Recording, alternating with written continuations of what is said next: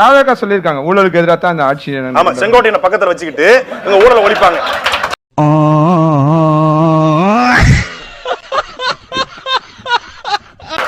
எப்படி வந்த மேட்ருக்கு வந்தாப்ல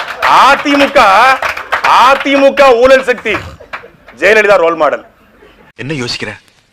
இல்ல பொய் எப்படி சொல்றதுன்னு யோசிக்கிறேன். திமுக தீய சக்தி கலைஞர் ரோல் மாடல். அட வெக்கம் கட்டுவீங்களா? இதுக்கு எதுக்குடா வெள்ளையங்கிலி மாலை? இந்த மாதிரி உலகத்தை எங்கேயாவது ஒரு தத்துவத்தை பார்த்திருக்கீங்களா?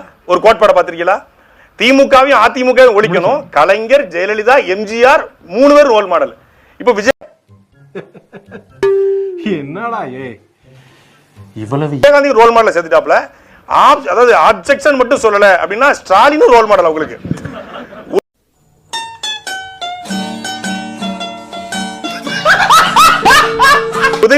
உதயநிதி ஃபேமிலி வந்து அப்ஜெக்ஷன் சொல்லணும்னா உதயநிதி ஸ்டாலின் அவர்களும் அவருக்கு ரோல் மாடல். யார் வேணாலும் ரோல் மாடல். எல்லாமே அவங்களுக்கு ரோல் மாடல் எடுத்துக்குவாங்க. ஊழல்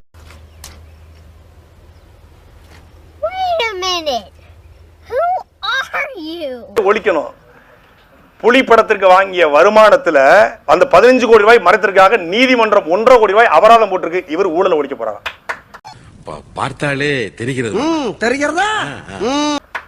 லாட்டரி சீட்ல வந்த பணத்துல கட்சி நடத்துற இவர்கள் ஊழலை ஒழிக்க போறாங்களா? மதுரை வெற்றி தியேட்டர்ல 100 ரூபாய் ஜனநாயகன் டிக்கெட் 1000 ரூபாய்க்கு வித்த இந்த கும்பல், இந்த கூட்டம், இந்த பக்காமாசு ஊழலை ஒழிக்க போறாங்க. இது என்ன பிரமாதம்? இதை விட பெசலைட் ஒண்ணு இருக்கு. கூவுடா. ஊழலை ஒழிக்கணும். முதல்ல உங்களை ஒழிக்கணும். அது அந்த வேலையை நாங்க செஞ்சுக்கிட்டு இருக்கோம். அதுதான் பக்காமாசு. அவர்தாங்க சொன்னாரு. என்ன சொன்னாப்லன்னா எல்லாரும் கேக்குறாங்க பக்காமாசு. அண்ணன் கூட கேட்டாரு பாருங்க. அதாவது இது பபடபடா பாப்பா கட்சி. நான் பதில் சொல்ல விட்டேன். அவன் இதுல இறங்கிட்டான்னு நிறுத்தவே முடியாது. நான் முடிச்சுட்டாவது அவன் பேசுறேன். இருங்க அப்படி.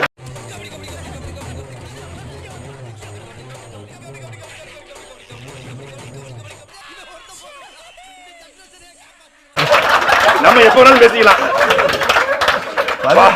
பவளவளா பாப்பா கட்சி திமுக அப்படின்னாப்ல. பவளவளா பாப்பா கட்சி திமுகவா? இது பக்காமாஸ் கட்சி. நான் சொல்லல, அவர் தான் சொன்னாரு. பக்காமாஸ், பிளாஸ்ட், டியூடு, நண்பா நண்பி, தோலா தோலிஸ் ஒரு 4-5 வாசம் வச்சிருக்காப்ல. சரி, நான் செவனே தானா போய்க்கிருந்தேன். யாரு வம்பு தும்புக்காச்சும் போனனா? கௌரவம் கௌரவம்னு என் கௌரவத்தையே ஆரம்பிச்சிட்டீங்களா? ஒரு கதை சொல்றாப்புல அந்த கட்சியின் தலைவர். எல்லாரும் குட்டி கதை சொல்லுவாங்க. அவர் குட்டி கதை சொல்றாப்புல. ஒரு ஜல்லிக்கட்டு காளையா 4 முக்கு சந்திப்பான். அதுல ஜல்லிக்கட்டு காளை சீறி கொண்டு புழுதியை பரப்பி கொண்டு நிக்கிறது. அப்ப எல்லாரும் திகைச்சு போய் நிக்கிறாங்க. அந்த மாடை வளர்த்தவங்கன்னா அதிமுக திமுக சொல்றாரு. மாடை வளர்த்தவங்க வந்து இல்ல. அப்போ அந்த மாடை வளர்த்தவங்க கூட இருந்தவங்க போயிட்டு மாட்டை அடக்க போறாரு. அவங்களால அடக்க முடியல. அப்போ என்னை வச்சு ஒண்ணு காமெடி கிமெடி பண்ணலையே. ஒரு பையன் தில்லா கெத்தா ஸ்மார்ட்டா அப்படி பேண்ட் பாக்கெட்ல கையை விட்டுக்கிட்டு அப்படி ஸ்டைலா போறான். அப்படி ஸ்டைலா போய் ஜல்லிக்கட்டு காலை கிட்ட அப்படியே நின்னு புல்லுக்கட்டு எடுத்து நீட்டுறான். மாடு வந்து செண்பகமே செண்பகமே. சின்ன பையன் பாக்கெட்டுக்குள்ள புல்லுக்கட்டை வைக்க முடியுமா? புல்லுக்கட்டு எடுத்து நீட்டுறாப்லையா? சரி, பாக்கெட்டுக்குள்ள சின்ன பையன் பாக்கெட்ல கமர் கட்டு இருக்கும். எப்படிங்க புல்லுக்கட்டு இருக்கும்? ஒரு கதை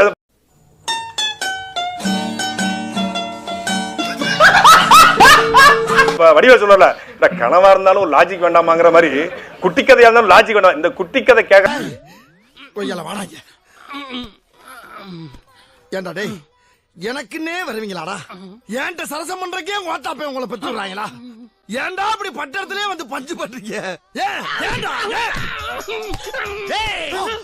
யாரு 16 வயசு 15 வயசு. அப்போ தாவேக்கா என்பது எப்போதும் மாற்று கிடையாது. அது ஒரு ஏமாற்று.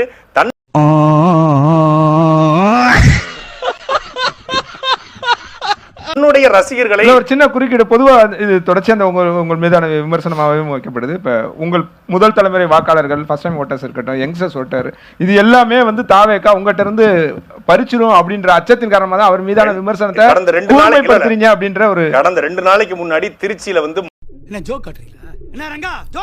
மாற்றத்திற்கான மக்களின் மாநாடு நடந்துச்சு. மாநாட்டை நீங்க நேரல பார்த்திருப்பீங்க. நாம் தமிழர் கூட்டம் அங்க போகுமா போகாதுங்கிறது அந்த மாநாடே சாட்சி. 2,20,000 இருக்கைகள் போட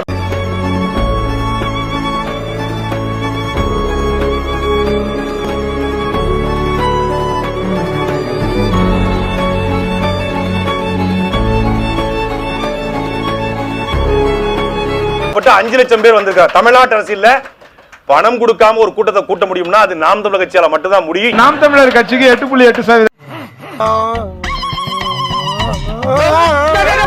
வாக்குகள் இருக்குன்றீங்களா? இந்த தேர்தலில் அது எவ்வளவா அதிகரிக்கும் நினைக்கிறீங்க? மக்களை நம்புறோம். நாங்க வாக்குக்கு பணம் கொடுக்காம நேர்மையான உண்மையான வாக்குகளை பெறுகிறோம். இந்த தேர்தலில் நாம் தமிழர் கட்சி ஒரு நம்பிக்கையான தேர்தலாக பார்க்கிறது. இந்த ஆண்ட ஆளும் கட்சிகள் ஏற்கனவே வாய்ப்பை வழங்கிட்டாங்க. வாய்ப்பை வழங்க மட்டும் அவங்க ஆட்சி எப்படி பண்றோம் மக்கள் பார்த்துட்டாங்க. நாங்க ஒரு புதிய சித்தாந்தத்தை முன்வைக்கிறோம். அந்த சித்தாந்தத்திற்கான வாக்கு கோடிக்கணக்கான வாக்காக மாற வாய்ப்பு இருக்கிறது. அதை களத்துல நாங்க காட்டி கொண்டிருக்கிறோம். இன்னும் 1 மாசத்துல உங்களுக்கு தெரிய போகுது.